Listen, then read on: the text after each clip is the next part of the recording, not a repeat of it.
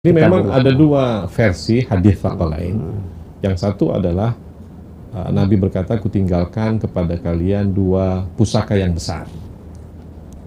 Yang pertama kitab Allah, ini versi pertama, kitab Allah dan sunnati. Versi kedua, kitab Allah dan itrati, keluargaku. Ada orang yang sangat ekstrim. Mereka menerima hadis pertama dan menafikan hadis kedua. Yang sangat ekstrim, mengatakan bahwa sudah sunnati, tidak ada itu hadis ma'itrati, ini jangan dilakukan. Bismillahirrahmanirrahim. Assalamualaikum warahmatullahi wabarakatuh. Alhamdulillah wassalatu wassalamu ala rasulillah. Allahumma sholli ala Muhammad wa ala ali Muhammad. Alhamdulillah kita bertemu kembali di channel Cahaya Hidayah. Jadi teman-teman semuanya, di video kali ini saya akan membahas tentang orang-orang Syiah yang mengatakan bahwa tentang hadis Thaqalain, yaitu ada dua hadis ya, yaitu tentang bahwa Nabi SAW itu meninggalkan dua perkara. Yang pertama yaitu adalah Kitabullah Al-Quran dan Ahlul Baitku. Dan hadis yang kedua yaitu Nabi SAW itu meninggalkan dua perkara, yaitu Kitabullah dan Sunnahku. Jadi di antara dua hadis ini ya, orang-orang Syiah ini mengklaim bahwa agama mereka itu, agama Syiah, itu mengikuti agama Ahlul Bait. Jadi di atas kebenaran. Nah teman-teman semuanya, mari kita simak video yang pertama ini ya. Pertama-tama memang dua versi hadis ini sangat populer. Kitab Allah wa itrati dan kitab Allah wa sunnati. Jadi sebetulnya kitab Allah dan keluarga aku dan kitab Allah dan sunnahku adalah dua-duanya adalah hadis yang tertulis dalam kitab-kitab hadis.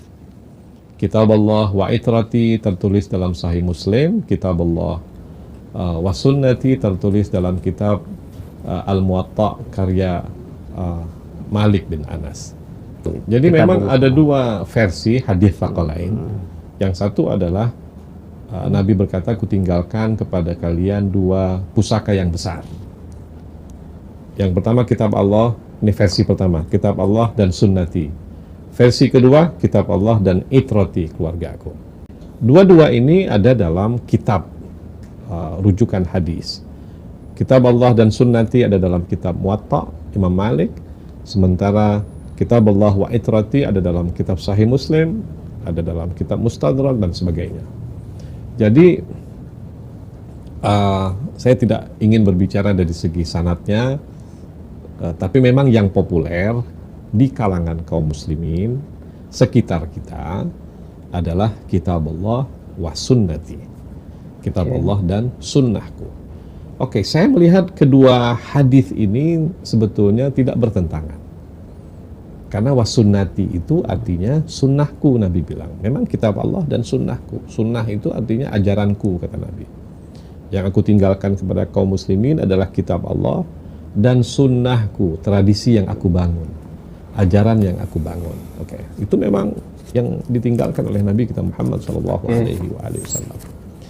Versi hadis yang berikutnya adalah kitab Allah dan keluargaku, ahlu baiti, itroti. Nah, ada orang yang sangat ekstrim. Mereka menerima hadis pertama dan menafikan hadis kedua. Yang sangat ekstrim, mengatakan bahwa sudah sunnati, tidak ada itu hadis ma'itrati, ini jangan dilakukan. Kenapa? Karena apabila kita menolak hadis kitab Allah wa itrati karena hanya ingin membela kitab Allah wa sunnati, itu sama saja dengan kita menolak hadis Rasulullah SAW. Jadi teman-teman semuanya ya, jadi orang Syiah ini mengatakan bahwa jangan menolak hadis ini ya, yaitu Rasulullah SAW itu meninggalkan dua perkara, yaitu Kitabullah dan Ahlul Baitku. Jadi orang Syiah mengatakan ada orang yang pemahaman yang ekstrim, yaitu menolak hadis ini. Udah jangan memakai hadis Ahlul Baitku ya. Ataupun hadis tentang Rasulullah SAW itu meninggalkan kitabullah dan ahlul baitku. Jadi ini ditolak, ada orang seperti itu ya, ada yang ekstrim ya. Semestinya teman-teman semuanya ya, pemahaman Ahlussunnah ini adalah pemahaman yang benar ya. Sedangkan pemahamannya orang-orang Syiah ini dibangun di atas kedustaan ya. sebenarnya ia itu berdusta. Kalau orang-orang Syiah ini benar-benar mereka itu mengikuti Nabi Shallallahu Alaihi Wasallam dan para sahabat, otomatis kenapa orang-orang Syiah ini membenci hadis yang diriwayatkan oleh para sahabat, semisal Abu Bakar ya, kemudian sahabat Umar, dan lebih-lebih lagi orang-orang Syiah ini menolak hadis yang diriwayatkan oleh Ibunda Aisyah. Apakah dengan satu hadis ini ya Ahlus Sunnah itu menolak hadis? Tidak, Ahlus Sunnah tidak menolak hadis ini ya. Akan tetapi Ahlus Sunnah ini meneliti tentang hadis-hadis, yaitu tentang Rasulullah SAW itu meninggalkan yaitu dua perkara, kitabullah dan ahlul baitku. Nanti saya akan jelaskan bantahannya ya teman-teman ya. Mari kita lanjutkan kembali. Dan kita tidak boleh tolak hadis Nabi. Nah, itu dusta ini. Apalagi wa itroti itu adalah sebuah hadis yang lebih kuat sanadnya dan lebih sahih kedudukannya. Gitu. Nah, Ahlul Bait ya, Ahlul Bait memang lebih fokus kepada hadis yang mengatakan kitab Allah wa itrati. Karena memang lebih kuat kedudukannya dan memang itroh atau Ahlul Bait Nabi ini adalah peninggalan Nabi yang luar biasa. Mereka lah orang yang paling tahu apa itu sunnah Nabi Shallallahu Alaihi Wasallam. Orang Syiah ini mengatakan bahwa Ahlul Bait itu lebih paham sunnah Nabi Shallallahu Alaihi Wasallam. Iya, memang benar ya, saya mengakui. Akan tetapi ya mereka ini yang lebih paham tentang sunnah Nabi Shallallahu Alaihi Wasallam tentu Ibunda Aisyah ya. Akan tetapi mereka sendiri yang mengatakan Aisyah adalah seorang pezina, terus finnar ya. Mereka menolak hadis yang dibawakan oleh Aisyah, yang diriwayatkan oleh Ibunda Aisyah ya. Dan mereka ini sedang berdusta. Itrati maksudnya kaum keluarga Nabi sallallahu alaihi wasallam. Sallallahu alaihi wasallam. Keluarga Nabi ini siapa? Ini masalah. Siapa yang menjadi keluarga Nabi? Itrah Nabi, iaitu yang titis keturunan Nabi sallallahu alaihi wasallam. Sallallahu alaihi wasallam. Dan kalau kita lihat Al-Imam Syafi'i rahimahullah juga daripada itrah Nabi sallallahu alaihi wasallam. Sallallahu alaihi wasallam. Ada tak keluarga Nabi yang tidak mengikut ajaran Nabi? Ada tak? Ada. Adakah semua orang tu bila dia sayyid saja dia ikut ajaran Nabi? Tak. Kan? Siapa yang lambat ibadatnya tidaklah mencepatkan dia keturunannya. Maka ada video rakaman panjang saya telah syarah kat sejam hari ini. Dan dia boleh lihat kepada syarah itu kalau yang tanya tu. Maksudnya asas pegangan kita di dalam agama apa dia? Iaitu Al-Quran dan Sunnah Nabi sallallahu alaihi wasallam. Kaum keluarga Nabi mereka adalah kumpulan yang paling kuat sepatutnya berpegang dengan Sunnah Nabi sallallahu alaihi wasallam. Kan? Kaum keluarga Nabi. Maka Ali bin Abi Talib riwayat-riwayat daripadanya. Riwayat-riwayat daripada Hasan bin Ali dan juga riwayat-riwayat daripada Ahlul Bait yang lain yang mana meriwayatkan tentang Nabi dan amalan Nabi. Tapi kita bukan Syiah menjadikan Ahlul Bait itu hujah. Tak ada dalam hadis tapi Ahlul Bait buat ini Syiah. Ini diamalkan oleh Abu Abdullah Ja'far As-Sadiq. Yani ini semua bukan mazhab Sunni. Sunni kata fa in tanaza'tum fi syai' farudduhu ila Allah wa Rasul. Jika kamu berselisih dalam apa benda, balik pada Allah dan Rasul. Allah dan Rasul kita tak boleh tahu melainkan melalui kitab dan sunnah. Kaum keluarga Nabi, Nabi kata pegang mereka. Mereka tidak akan berputus dengan Nabi. Maka pegang dengan Ali. Pada zaman perpecahan, pegang dengan Ali. Ali bin Abi Talib. Tapi sehingga hari ini kita pegang dengan pendirian Ali, sebab itu majoriti ahli sunnah tidak mengkafirkan Muawiyah kerana Ali tidak mengkafirkan Muawiyah. Tapi kita kata Ali lebih berada pada tempat yang benar dibandingkan Muawiyah. Tafsiran hadis-hadis Ali tentang wudu. Baca hadis Ali tentang wudu. Baca hadis-hadis Al-Hasan bin Ali. Al-Hasan bin Ali keluarga Nabi. Cucu Nabi. Beliau menyerahkan kerajaannya, pemerintahannya kepada Muawiyah bin Abi Sufyan untuk mewaris yang menyambung menjadi khalifah yang dinamakan dengan Amul Jamaah, tahun Jamaah. Syiah jadikan doktrin baru. Agama hanya boleh diambil daripada Ahlul Bait. Kalau ikut itu, daripada Abu Bakar pun tak boleh, daripada Umar pun tak boleh, daripada Uthman pun tak boleh. Hanya boleh daripada Ahlul Bait. Kalau mereka kata, oh kita Abu Bakar semua boleh, mereka bukan Ahlul Bait. Kalau mereka kata Ahlul Bait itu semua yang kahwin dengan keluarga Nabi, itu cerita lain. Itu penafsiran dia jauh. Kalau mereka kata hanya boleh ambil daripada habaib, sebut tu ya. Para habib saja. Abu Bakar bukan habib. Umar bukan habib. Uthman bukan habib. Boleh tak ambil riwayat mereka? Abu Hurairah bukan habib. Abdullah bin Umar bukan habib. Abdullah ibn Abbas okey habib lah. Daripada Al-Abbas. Dan banyak riwayat. Berapa banyak saja riwayat. Ini semua penafsiran yang dibuat ni hanya menunjukkan elemen keluarga Nabi sahaja, ialah elemen yang cuba membawa masuk pemikiran Syiah di tengah-tengah masyarakat Malaysia ni sebenarnya. Orang-orang Syiah ini mengklaim bahwa akidah dia itu diambil dari akidah Ahlul Bait. Kemudian 12 imam ya, itu semua nanti jadi benar, maksum. Karena tidak mungkin salah, ya. Ini pemahaman yang keliru ya. Karena 12 imam itu semua adalah keturunan Ahlul Bait. Nah, oke teman-teman semuanya, kita sudah mendengarkan tentang kedudukan hadis Saqalain ini di pandangan orang-orang Syiah. Firqah Rafidah yang dikenal dengan nama Syiah menyatakan bahwa kelompok mereka lah yang paling benar karena mengikuti pemahaman Ahlul Bait. Yang seperti dalam video tadi itu, mereka mengklaim mengikuti Ahlul Bait, pemahaman dari Ahlul Bait. Jadi yang pertama tentang hadis Saqalain ini, yang pertama, hadis-hadis itu lemah sehingga tertolak. Yang kedua, hadis-hadis itu sahih tetapi tidak menunjukkan apa yang mereka sebutkan. Jadi hadis Saqalain, di antara hadis-hadis yang sering mereka bawakan adalah hadis Saqalain, yaitu dua perkara yang sangat berharga sebagaimana di bawah ini. Dari Jabir bin Abdullah, dia berkata, aku melihat Rasulullah SAW pada hari Arafah, yaitu di dalam haji beliau, yang beliau di atas ontanya yang bernama Al-Qaswa, Beliau sedang berkhutbah, aku mendengar beliau bersabda, wahai manusia, sesungguhnya aku telah meninggalkan pada kamu sesuatu jika kamu memeganginya, niscaya kamu tidak akan tersesat. Kitab Allah dan itrahku, yaitu keturunanku ataupun sanak keluargaku, yaitu Ahlul Baitku. Hadis ini diriwayatkan oleh Tirmizi, Kitab Manaqib, Bab Manaqib Ahlul Bait, nomor 3786, Ahmad di dalam Al-Musnad. Kemudian, di hadis yang kedua, hadis ini diriwayatkan oleh Imam Muslim.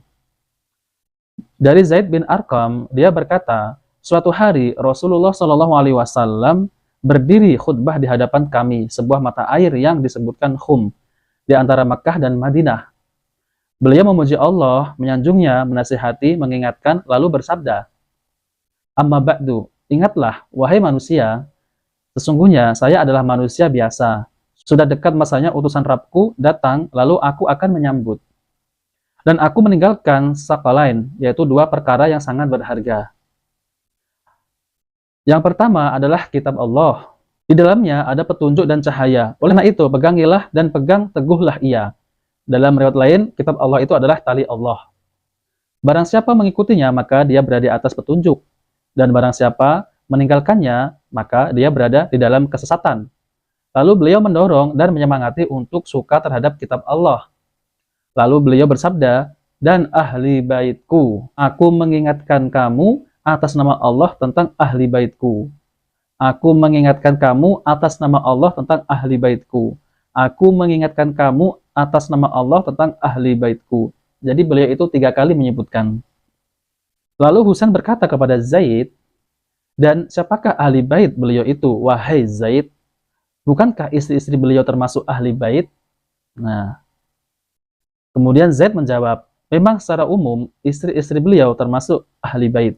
Tetapi ahli bait beliau adalah orang-orang setelah beliau yang diharamkan menerima zakat. Dalam riwayat lain, maka kami bertanya, siapakah ahli bait beliau itu? Apakah istri-istri beliau? Dia menjawab, tidak. Demi Allah, sesungguhnya seorang istri itu terkadang bersama suaminya dalam suatu masa yang panjang.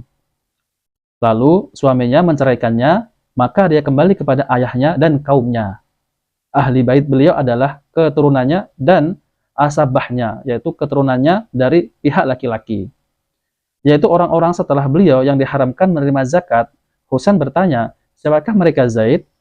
Kemudian Zaid menjawab, mereka adalah keluarga Ali, keluarga Akil, keluarga Ja'far, dan keluarga Abbas.